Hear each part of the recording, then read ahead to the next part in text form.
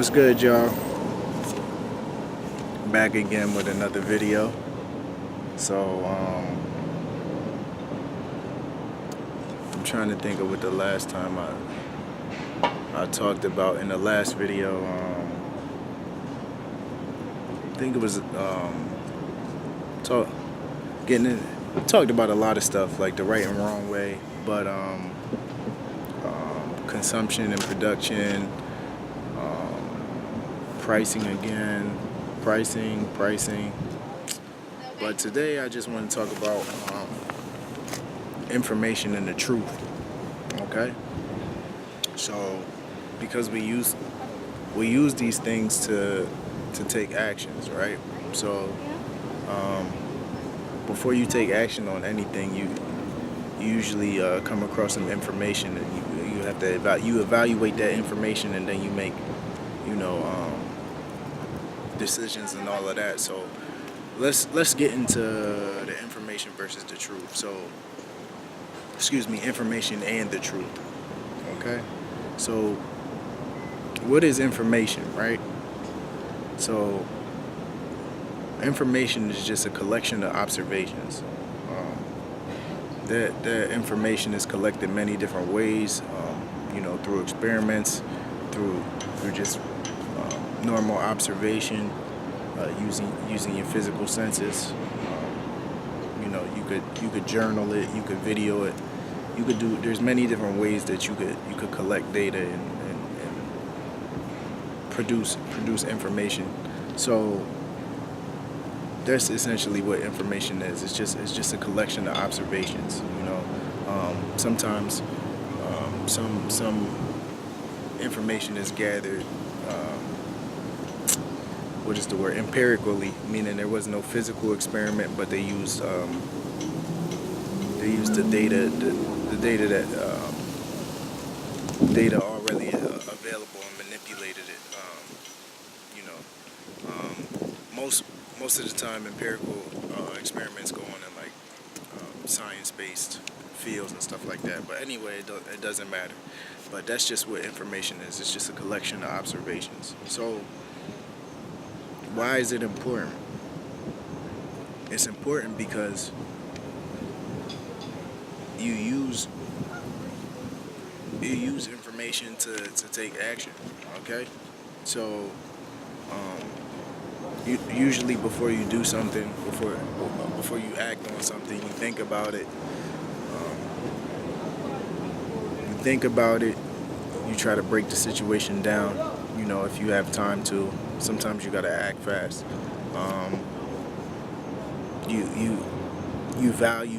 So you think about the situation or the event. You go back to your own personal value skills, and you value what's important to you, and what action you might need to take place, and then you decide, is it worth the work that you're about to do, that you're about to put in, and then you act upon it. So that's why information is important. Okay? And so let's talk about the lack of information. So sometimes people feel like the information they have is incomplete, and that's true, because there's so much information out here. The information that you use for your own purposes in your day-to-day life is only a fraction of all the information that's readily available. So you do have incomplete information, but don't let that stop you from taking action and doing what you need to do. Don't let that cause fear, right? Because a lot of times people get conquered by fear because there's the fear of the unknown. Okay? But you have the ability to find stuff out, to figure stuff out, with the limited information that you have. So, if you don't know something, you can ask questions, right? Or you could perform experiments, and you could gain more data or gain more information through your observations, right? Okay? But I just want to say that the information is always going to be incomplete. It just is what it is. But don't let that stop you from being great, because all the great contributors of in this world, present or past, or even in the future, they'll all be acting upon limited information. Okay, because we all human. You know what I'm saying? So you can't do everything. You see what I'm saying? So you're gonna have to make some decisions, and you're gonna have to act. You have to make some decisions based on that limited information, and you're gonna have to act on it. Okay. So again, don't let that stop you from being great. Okay. So now we cover information. Let's talk about what the truth is. Okay. So the truth. Okay. The truth is just a means to an end. Okay. And that end is taking action. Okay. Why? Because the truth wouldn't matter if you're not going to use it. Okay. Like, so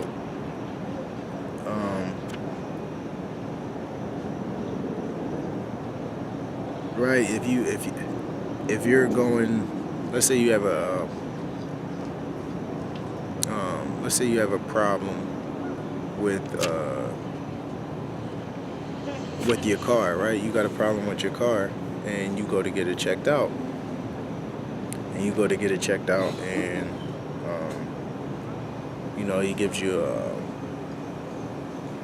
gives you some information based on his diagnostic test, right? So he tells you something, but you feel like he's wrong. You just feel like he's wrong, so you're gonna get a second opinion, and the second opinion tells you something different. Okay. Now, why does that information matter? Because you're judging this information to see if that fits your truth, okay, for what you're going to use it for. You know what I'm saying? So your truth is going to vary, okay? So you have to be wary of the truth, because it's subjective, because it changes from person to person, and it's always based on an individual's perception. Okay? Like, for example,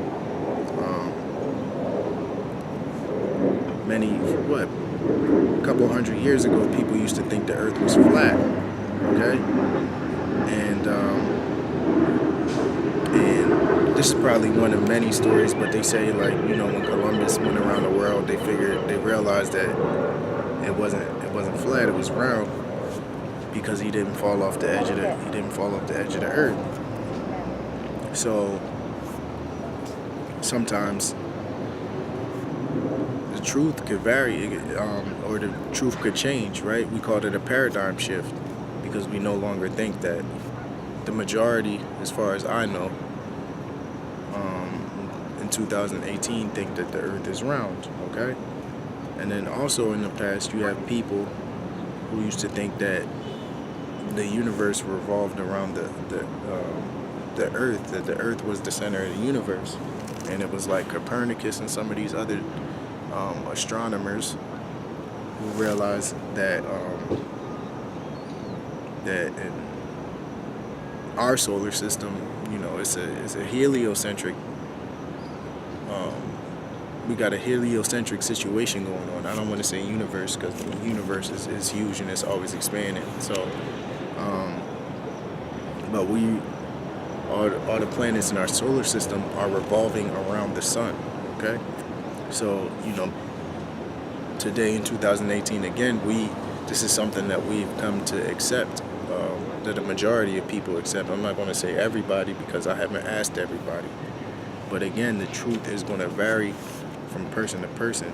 And another example is that, if someone gets into a car accident, again, you're going to have many different accounts of, from the witnesses, the people who saw the event. They're going to have different accounts of what happened. Even though they might be similar, every story is going to be individually different, because they all have different perceptions. So this is why this is why you as you know, as your own person have to be the final judge of what the truth is, because what may seem to be a simple cause and effect relationship, it might not tell the whole story. You know what I mean? Even if, you know, even if the information that you have might seem to be, you know, might seem to be telling the whole story, you just have to accept that there's a portion of that that you don't know, and you acted on incomplete information. Okay? So with that being said, you have to decide for yourself. With that being said, if you decide to accept any information or truth that wasn't, you know, collected by you or observed by you, you just have to understand that you're taking a risk, okay? Because you putting your trust in someone else outside of yourself, right? So you got to understand the consequences that come with that, okay? The consequences of taking action upon that information, okay? Because anytime you decide to take action, you know, there are many different things that could happen, but you gotta be cool with what may happen when you take action, and you gotta be cool with any liabilities that might come from those actions. You know what I'm saying? You might have to, you know, if you acting, if somebody, I use dating for example. If you dating somebody and someone says that, you know, your significant other is cheating, and you know, then you take action because of that, right? And you break something. You gotta be prepared to accept the consequences of that, and maybe pay some liabilities for that, you know.